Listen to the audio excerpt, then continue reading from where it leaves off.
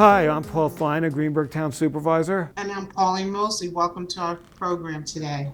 And today we're going to talk about a country that's in the news, and that's the Ukraine. And our guest today is Ivan Makar, who lives in he's Hartsdale, and he's involved in the Ukrainian community, and also involved in a school that that has many Ukrainian students. Could you tell us a little bit about the school and about yourself?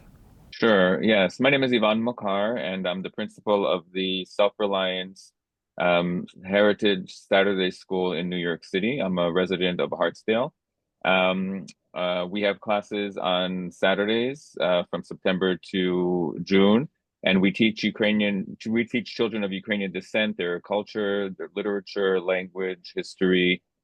We have about 300 students in Manhattan that come from different boroughs of Manhattan, come from Westchester, Connecticut, New Jersey, and their goal there is to continue with knowledge about Ukraine, to continue with identifying as Ukrainians, to build a love for them, for their background, their ancestry, their country of ancestry. So we have a lot of students who have recently come from Ukraine because of the war. We have students who were born here already, whose parents were born here, and sometimes even whose grandparents were born in North America. So we have a wide range of students at the school.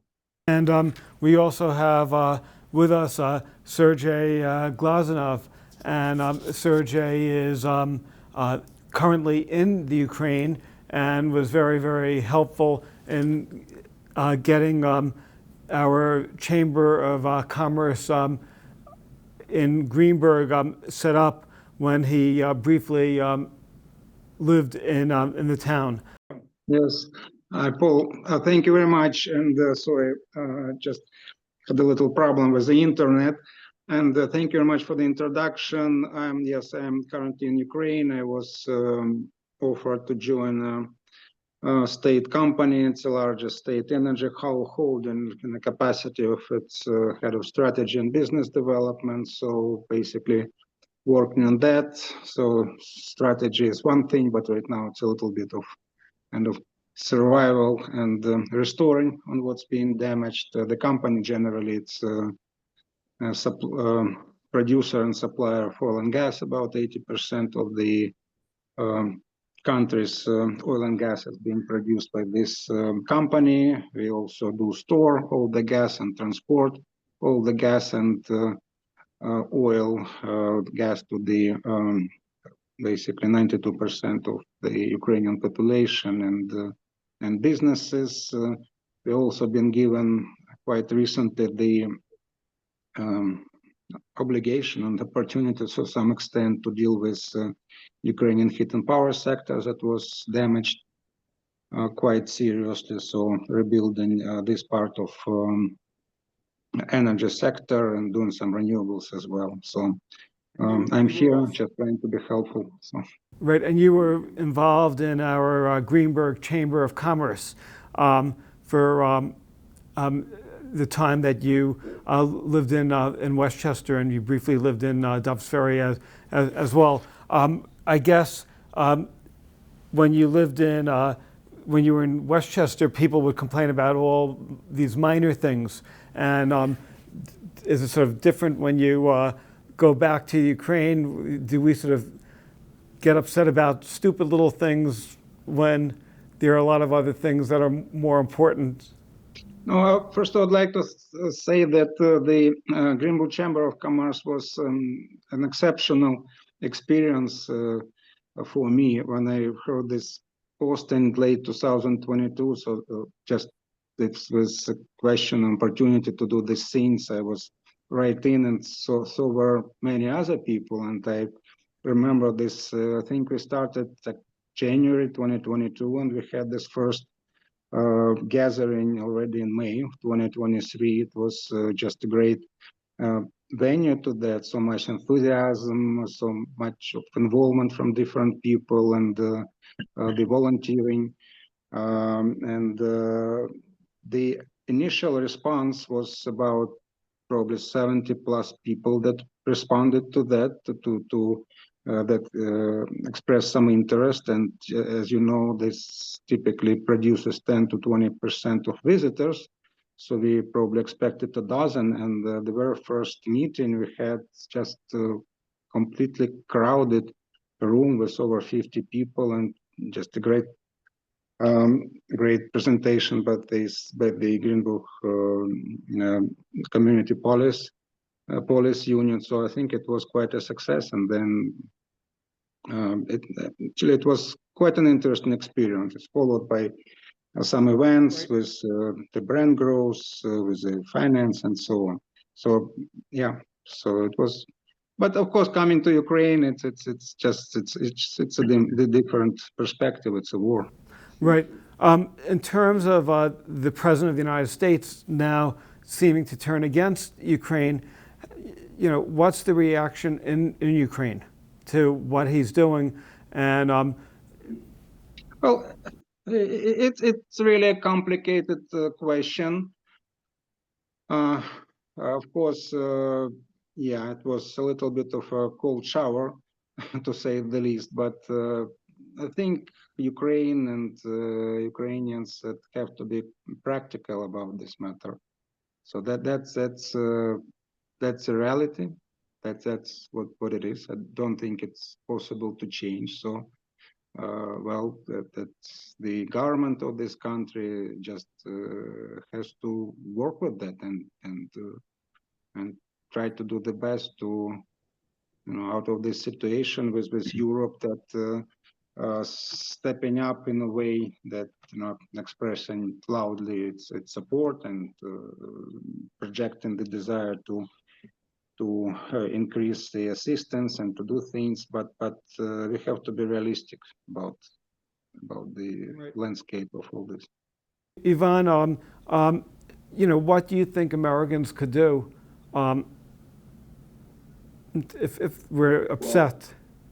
Well, first of all, I'm Ukrainian American, so there are two parts of me. I'm an American citizen. I was born here, and my background is Ukrainian. My country of ancestry is Ukraine. I am totally appalled at the current government stance towards Ukraine. It is devastating and it is disgusting. As a Ukrainian, I'm extremely proud of our country, of the resilience of the Ukrainian people, of the resilience of the Ukrainian president, and I support him 110% from the actions of last week, which were horrendous. As an American, I am disgusted. I am embarrassed that a leader of the free world, such as Donald Trump, is treating another country in this manner. Regardless of policies, regardless of how one feels about one another, he showed total disrespect for a president who is fighting a war, who is resilient, who is now the face of democracy, as far as I'm concerned. As Ukrainian Americans, we're devastated here. We've been out on the streets almost every single day in different areas to try to protest, to write to congressmen, to write to senators, that this should not be happening. Donald Trump bullied the Ukrainian president. There was no need for that. He should not be in power. And I'm not only saying that as a Ukrainian also. I mean, look at what he's doing to this country. He's dismantling, I'm hearing now, the Department of Education, the military, all of it. And the connections with Canada. My wife is Canadian. She's Ukrainian Canadian. She's devastated with everything that's happening. I mean, I can go on and on. I don't want to monopolize this conversation, but I am personally, and our community is extremely disgusted with the actions of this current president and this administration. We feel horribly, horribly betrayed. And Sergiy, we put the Ukrainian flags on East Hartsdale Avenue yesterday, and it will be up till the end of March. And we also have a Ukrainian flag at the Greenburgh, town hall. Could you tell us what it's like to be in the Ukraine, right now? Are you basically afraid every time, every day? Do you sort of get used to being in a country that's, in war? How does it feel to be in a war zone?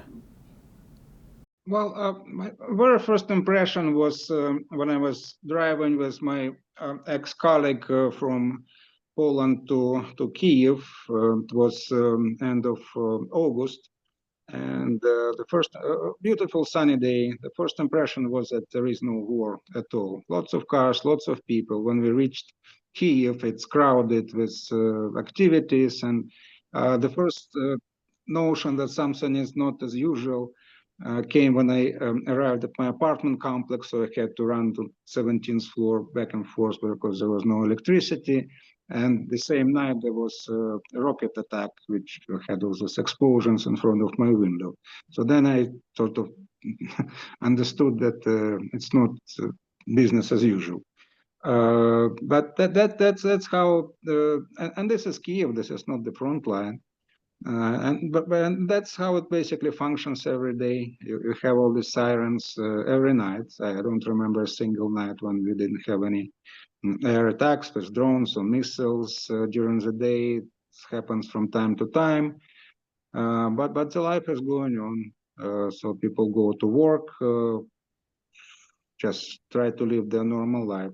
Well, normal, it's been a new normal for the last 3 years. Of course, people are very tired. Personally, I got used to the fact that there are all the sirens and hear some of the anti-missile systems working. You hear them, you hear explosions from time to time. You can get used to it to some extent quite quickly. When it blows off nearby, it's difficult to get used to it, but it's kind of the matter of, I guess, the environment that people live in. If you're in the front line, it's different. But yeah, of course, it's not normal. Generally speaking, people are very tired, so that has to go towards some peace solution. And I remember when I first met you, you mentioned that you were going to be reaching out to people in the United States because you were going to focus on the restoration of the Ukraine after the war is over. Are you still involved in, in that? Because they've sort of destroyed a good chunk of the country. And, what do you envision for Ukraine after the war is over? Yes, yeah, we've done a few things, but the reality is that serious capital is not flowing in, and it will not flow until there is peace and some guarantees in a way that this is sustainable. So that's the key thing. So it is important to start moving toward the peace, but then in order to get some investment, some serious restoration with private money, there has to be some acceptable level of risks to all those investors. So that's a very big question, how to achieve that. Right. Ivan, from your viewpoint, do you feel that the United Nations and NATO are doing enough? And, what else could the world be doing to save democracy? Yeah, I've always thought that the United Nations could be doing more. NATO is also a tricky one, but they have supported Ukraine, and we're very grateful for that. I think now the focus on Europe strengthening itself is extremely important. I understand that President Zelensky was meeting with the European leaders today, and I think that is a positive. The president of France, Macron, had also mentioned it yesterday that they're stepping up more of their defenses in order to help Ukraine. So it's wonderful to see how Europe is gathering together to be that support system for Ukraine. I've always thought that Europe should stand up stronger, and I think this is unfortunately forcing them to. Unfortunately, it's without the backing of the United States. But I think that they are organizing, and it'll really depend on Europe right now to help Ukraine as much as possible, because Ukraine is the wall. It's the wall that's stopping Putin from going further into Europe, and he will go further. He's an imperialist. He's not going to stop. If it's not now, it'll be in a couple of years, once this war is over, and Ukraine needs security guarantees from the rest of the world. I mean, in 1994, we gave up our nuclear arms. I mean, it's too bad we don't have them because the Budapest Memorandum was totally ignored, and there were countries that supported it and said that, we'll guarantee security. Meanwhile, one of those countries attacked. So it really depends on Europe right now, to be the strength and backbone to help Ukraine succeed in this war. Sergey, President Trump is saying that there should be a deal with minerals, and if the United States had access to the minerals, that then we would have the local businesses or the American businesses would have a stake in the future of the Ukraine. And some of the Republicans who support what the president is doing is saying that's sort of a way of making sure that Ukraine survives. I mean, is there any validity to, what they're recommending? Well, I haven't seen the agreement, the full agreement. Well, there were something in Telegram channels, but that's not the document to judge it. So it depends what it says and how it what's in it. So generally speaking, for Ukrainian economy, for its restoration and development, it would be very important if large American capital is on the ground, specifically because this country, in terms of various minerals, is on the basically frontier of the development. So that I think would be important. The terms I can't judge them because I haven't seen them. So one thing, if they're talking about the sharing the existing production, that's probably wouldn't be too fair because it's already there. That sounds like paying some sort of a debt that President Zelensky hasn't recognized, and frankly speaking, it was never on the table. If it's about the new development, the greenfields, I think it looks fine, because any investor investing capital in something that has very high risks has to get a fair share. So it depends on what this is all about. But generally speaking, I'm quite positive in terms of U.S. investor dollars, and most strategic, large strategic companies are in Ukraine on the ground. I think that would be helpful. Right. Also, I was sort of curious. The president seems to be President Trump, and some of the vice president. They seem to be trying to undercut President Zelensky, and I'm wondering what type of support the Ukrainian people have for their elected, officials. Do you feel that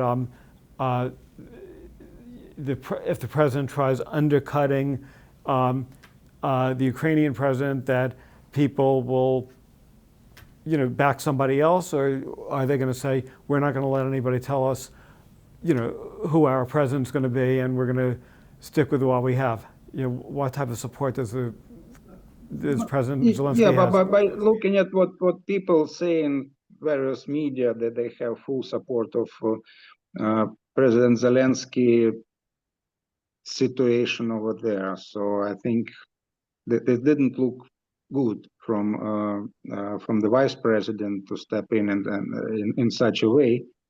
I don't think it was respectful, and actually considering the two presidents meeting was appropriate. So, but yes, so if with respect to this particular matter, I think that is people here are generally absolutely in support of President Zelensky. Ivan, you have family in the Ukraine, and are you in touch with the family members?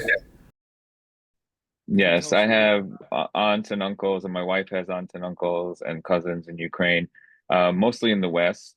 But we are, in touch with them via Messenger almost daily or every other day, to see, how they're feeling. We have members that are also on the front lines, where there are members that are in the armed forces of Ukraine, that are fighting. We're very concerned about them and about the other family members.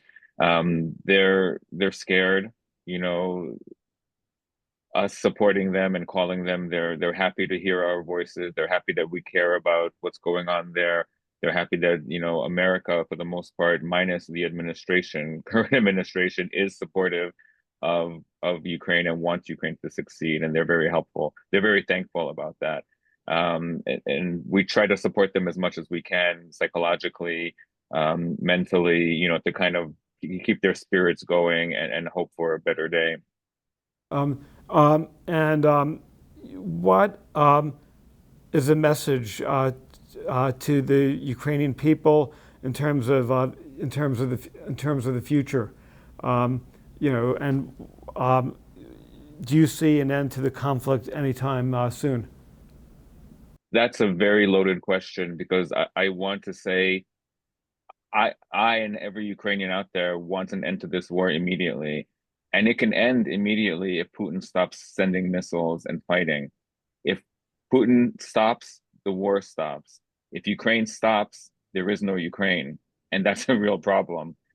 So we're put in such a position that there's nothing else we can do but fight for ourselves, for the identity, for our country, for our language, for our traditions.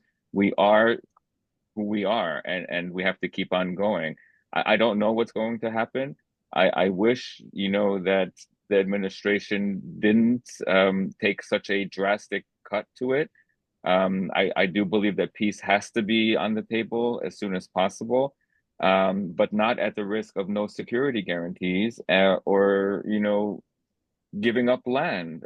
Donald Trump has given Ukraine, you know, reasons to say you have to give this up, no NATO membership. What is Russia giving up exactly? They are their aggressor. I mean, we have a president here who called Zelensky a dictator. We have a president here who said that Ukraine started the war. I mean, Americans have to stand up and do something with this person in charge. This is ridiculous. To even talk that way. You know, so I would be the first person to say peace, but at what risk? We can't just put our hands up. The Ukrainians can't just put their hands up and say, okay, take us over. Because if that happens, even partly now, 2 or 3 years from now, it's going to continue happening. This man does not stop. Hitler needed to be stopped. Putin needs to be stopped. And I really hope, again, that Europe stands up to that challenge. Because if after Ukraine, it's Poland and the rest of Europe. This is a dictator. This is somebody who commits genocide on a country. He has to be stopped. There's no other way about it. Sergey, if the United States stops all the arms deliveries to Ukraine and all the extra help we're giving, could Ukraine still survive and win the war without the United States? Well, it is very unfortunate because typically we have, well, not talking about the front line, but here at any other point of Ukraine, it's typically being hit by 3 types of objects. It's either drones or cruise missiles or ballistic missiles. So while with drones and cruise missiles, there are some means that could fight with that, including the jet fighter, the other type of anti-missile systems, some of this radio electronic systems.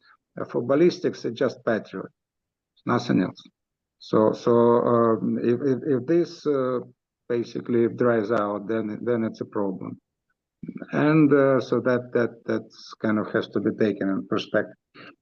And then yes, the front line. So it's quite heavily dependent on the US supplies. The figures have been publicly announced. So it's about 30% Ukraine, about 40% US, and another 30% Europe. So yeah, that's a very significant impact. So that's why the time is an issue here in terms of resolving them. We only have a few minutes left, but I wanted to ask: is there anything that individual citizens of Greenburgh and Westchester could do to help the Ukrainian people? Are there organizations people could make donations, or is that really, what could we do if we want to show support? I think, well, the donations have been flowing all these years, and The support was tremendous, and not only on the main donations, but the political side. I cannot unfortunately be as articulate as Ivan, because I work for state company, I work with the government most on a daily basis. So here I have to rely on my government position on what sort of to say and how to deal with all this situation. But generally speaking, any support, public support that Ukraine can get in this respect, that would be absolutely tremendous and helpful. Pauline, we have only 2 minutes left, and sorry that I hogged all the questions, but I'm wondering if you had any questions. Oh, no, I think we've covered the base. My only question was the same one, was from Mr. Ivan, as the principal, how can we support the kids? You know, this is difficult for adults, but our younger population, this must be very, very difficult for the youth in the midst of this. And I was just wondering if either of you gentlemen had any thoughts or ideas on how we could support the youth, you know, with this. It impacts their mental health and their thinking. And I was just wondering if you had any suggestions on how we could support them as they're wrestling with this, as we as adults struggle with, if you had any thoughts on that. Yes. Well, I'd just like to, add to that, that there's a wonderful organization called Razom, which means together. It's razom.org, O-R-G. And it is a wonderful organization that helps in various different ways. They have toy drives, they have, working with the government, working with the front lines, they collect money, they collect clothing for soldiers and things like that. So that is one excellent way to be able to, for town of Greenburgh residents to be able to support Ukraine and the children of Ukraine through those toy drives, through those areas, through Razom. It's razom.org. And as far as what we do also in Ukrainian schools, we write letters to the soldiers. Our students, because they're not all from Ukraine, our students. Most of them are from here already. You know what I mean? So there is a portion that has come, but they write letters, they draw pictures to send to the soldiers there.